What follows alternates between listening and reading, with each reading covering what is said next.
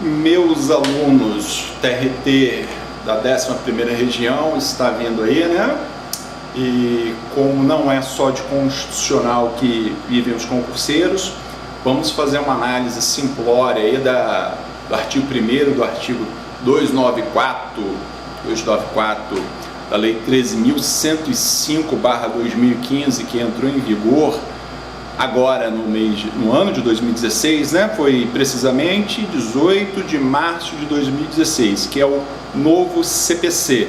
Mas em função aí de valorizar, motivar, influenciar nos estudos, né? Até então, porque estuda-se muito administrativo, estuda-se muito constitucional e às vezes o processo civil é meio que deixado de lado, e é muito importante, tá?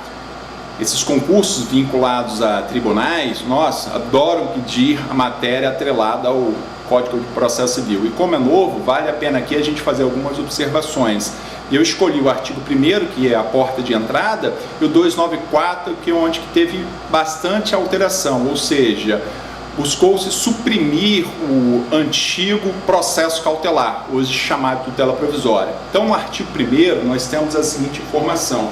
Lá está descrito assim: o processo civil será ordenado, disciplinado, interpretado conforme os valores e normas fundamentais da Constituição da República Federativa do Brasil, observando-se as prescrições do próprio Código, né? Ou seja, as disposições, na verdade, assim lá está escrito, do próprio Código, ou seja, o Código se realimenta.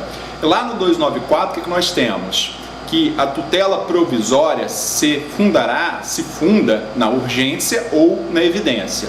Primeiro vamos falar aqui do artigo 1º, depois nós vamos do 294, fazendo uma análise bem detalhada, ou seja, olhando-se analiticamente, na verdade, para esses dois artigos que são muito importantes e que é bem plausível que dentro de uma prova de concurso vinculado à TRT possa ter questões atreladas a isso, tá? Então, no artigo 1º nós temos que o processo civil, mas para aquele que às vezes não tem tanto tato com o direito, principalmente quando a gente está falando dessa área que é mais atrelada ao judiciário, aos advogados, a quem milita na advocacia, o que nós podemos dizer de uma forma bem cristalina, bem tranquila? Nós temos a Constituição, que é a lei maior, muitos estudam, e nós temos o quê? O direito civil e o direito processual civil. O direito civil em si, ele vai trazer, na verdade, direitos aos cidadãos, às pessoas físicas, naturais e às pessoas jurídicas, até outros elementos chaves vinculados à sociedade, mas o que nós temos ali são direitos, e direitos são posições jurídicas de vantagem, ou seja, lê-se os artigos e claramente você percebe posições jurídicas de vantagem. Só que essas posições jurídicas de vantagem são simples declarações. Se não houver uma ferramenta-chave quando a parte oposta se negar a conceder o direito, aquela parte que detém o direito fica a ver navios, nada vai receber, nada vai ganhar, não vai conseguir ter a satisfação do seu direito.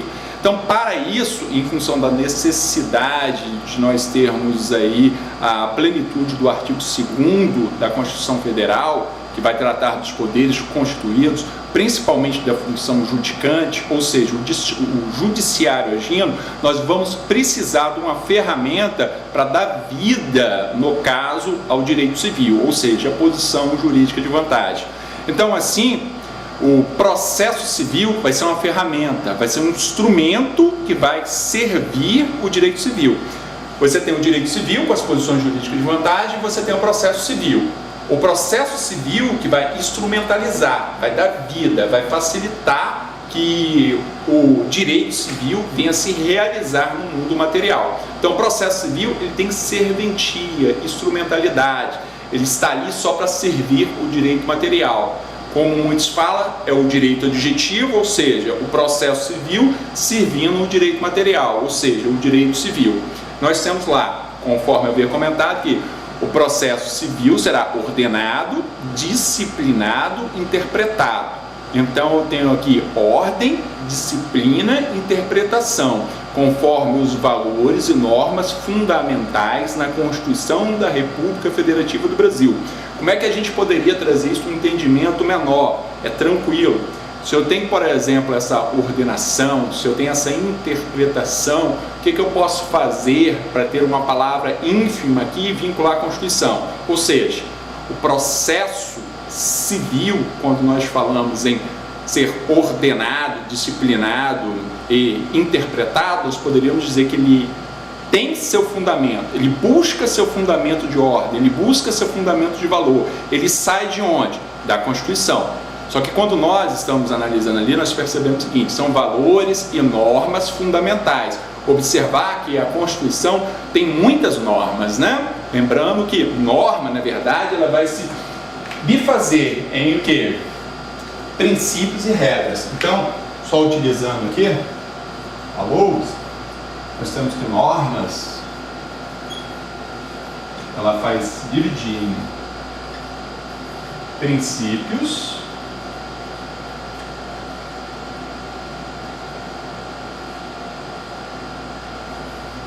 e regras. Espero que dê para ver daí. Então, normas se dividem em princípios e regras. Princípios, comandos de otimização, que poderia ser similar ao valores, que ainda assim está falado ali de uma forma repetitiva dentro do artigo 1º, e regras, que são elementos mais coesos. Então, quando nós percebemos o seguinte, que a escrita do artigo 1º fala que o processo civil será ordenado, disciplinado e interpretado por normas e valores consagrados na Constituição Federal, nós observamos o seguinte, que a razão de ser do processo civil, ou seja, seu fundamento de validade, ou até mesmo por uma lógica, sai da própria Constituição.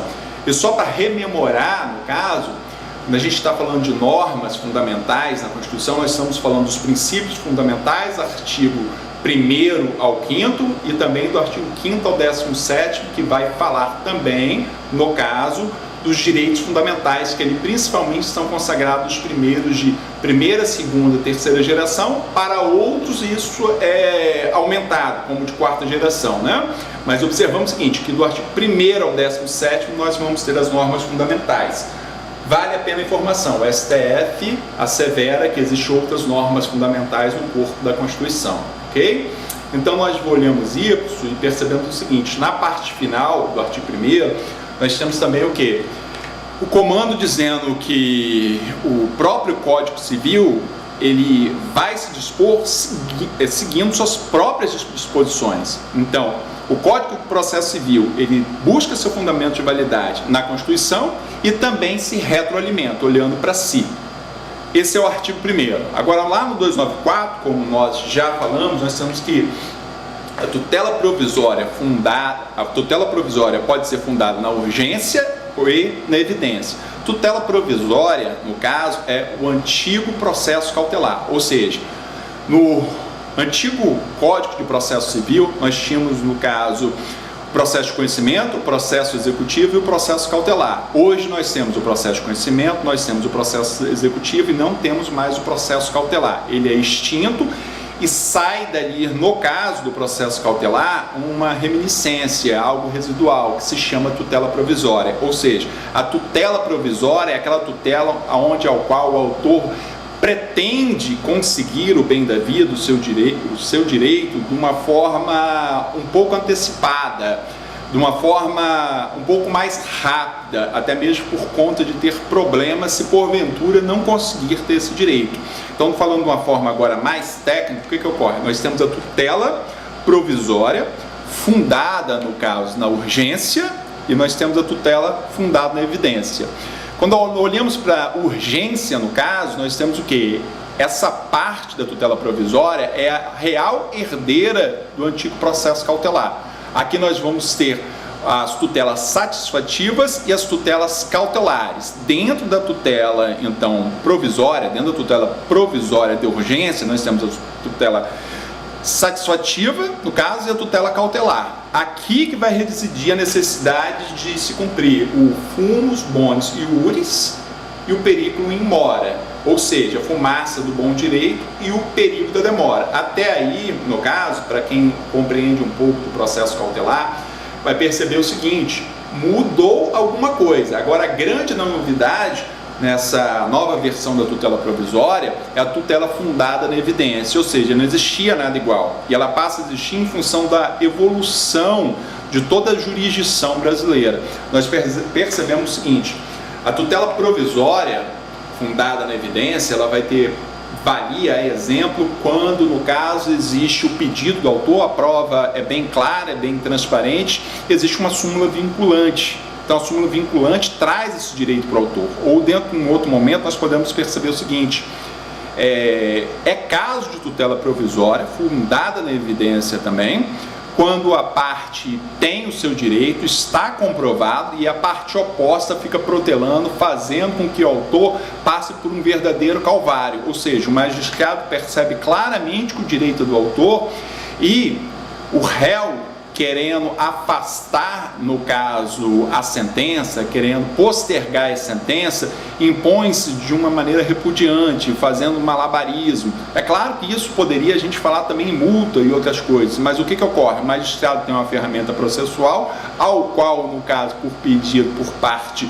do autor, que é a tutela provisória fundada na evidência, ele pode conceder o bem da vida de forma a evitar essa postergação por parte, do caso, do réu. Ok? Final de expediente aqui no escritório. Em trazer essa satisfação de estar trocando essa ideia com vocês, que para mim também soa como um deleite, um alívio. Olha, meu muito obrigado, valeu de coração. Até a próxima.